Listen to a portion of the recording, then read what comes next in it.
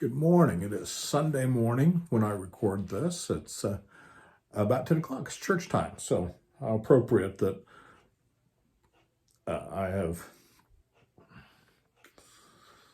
well, I guess I've come to church. I want to share with you this morning, let you know that my father-in-law has returned home, that he's been with Angela and I for the last, we just had about 2.5 weeks. So 2 weeks ago, last Wednesday, that I picked him up from the hospital in Kansas City and took him home with us, and he has recovered very nicely. That he has nearly completely recovered. He's still on oxygen at night, but is feeling much himself. And so it's not over. That this is a roller coaster ride. We know. I can tell you that my brother-in-law continues his recovery. He was hit way harder, so his recovery is being much more of a struggle.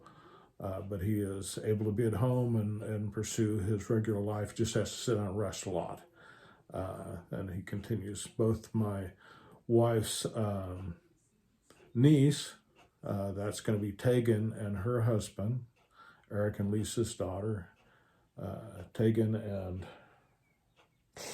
can't think of her husband's name off the top of my head, that they are both infected. And I know Tegan is a kindergarten teacher, and her class had to be quarantined in the process. So lots of stuff going on in my family with COVID, lots of stuff going on in the country with COVID.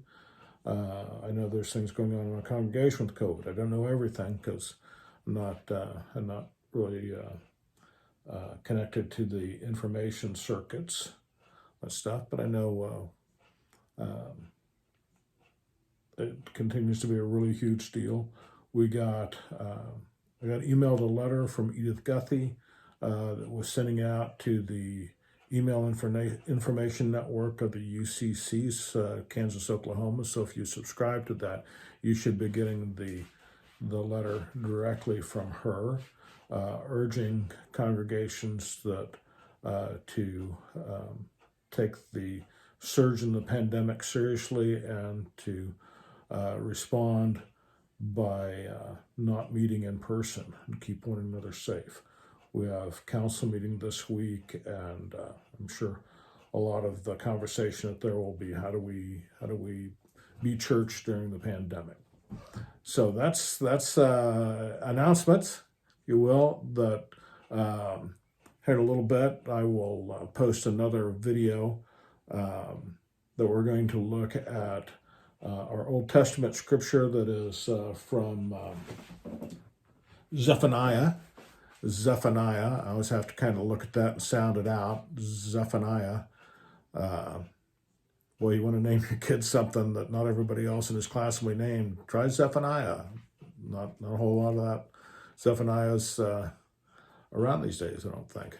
He is an Old Testament prophet from the period immediately before the Babylonian exile. And if you tuned into our Bible study last week, that you learned that the Babylonian exile is the overarching event of the Old Testament, and that it is the lens by which we understand the scriptures that Jesus worked out of. And so it's foundational for us as Christians to have an understanding of the Hebrew Bible, and particularly to understand it the way that the original participants of those stories experienced it, as through the being in the position of Babylonian exile, and immediately prior to and immediately after the events that led up to that exile, and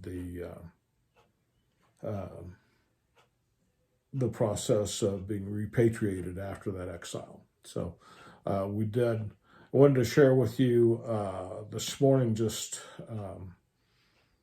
kind of the part of what we talked about in the Bible study on Wednesday night. We reviewed the story of the patriarchs from Abraham to Joshua, and that's all.